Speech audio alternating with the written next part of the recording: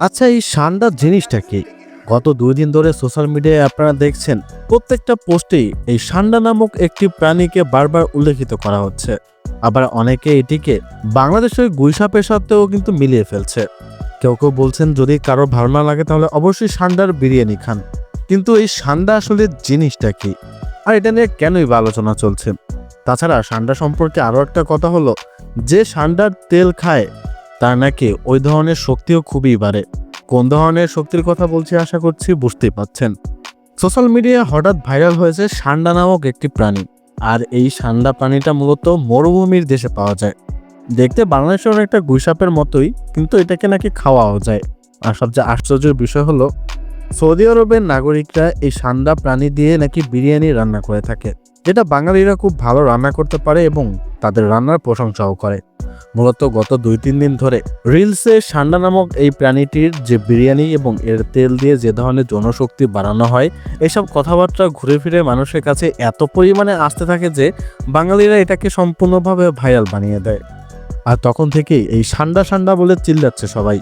তবে হ্যাঁ, সান্ডাকে আসলে খাওয়া যায়, আর এটা খাওয়া সম্পূর্ণ হালাল। মরুভূমিতে ঘাসপাতা লতাপাতা খেয়ে বাঁচে মূলত সান্ডা। আর মরুভূমির যে উষ্ণ বালুতে খুব ভালোভাবে জীবনযাপন করতে পারে এই সান্ডা।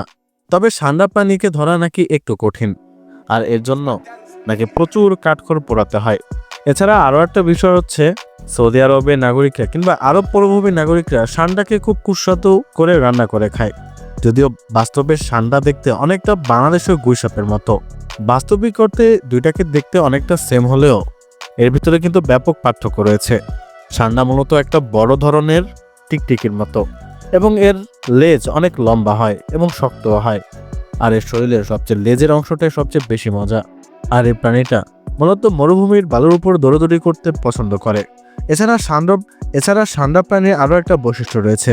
সেই বৈশিষ্ট্যটা হচ্ছে, এটা তেল খেলে নাকি উত্তেজনা খুবই বাড়িয়ে দেয়। সোশ্যাল মিডিয়ার বদলতে সান্ডা এখন সবার চেনা। মরুদেশে এই গুইসাপ গোত্রীয় প্রাণীটি ধরার ভিডিও বর্তমানে ফেসবুকে ভাইরাল। আর তাই সান্ডা নিয়ে পোস্ট, ভিডিও, মিমের ছড়াছড়ি। এই সূত্রে বাংলাদেশে বর্তমানে ফেসবুক, ইউটিউব এবং টিকটকে ঢুকলে চোখে পড়বে আপনার এই ধরনের বিজ্ঞাপন।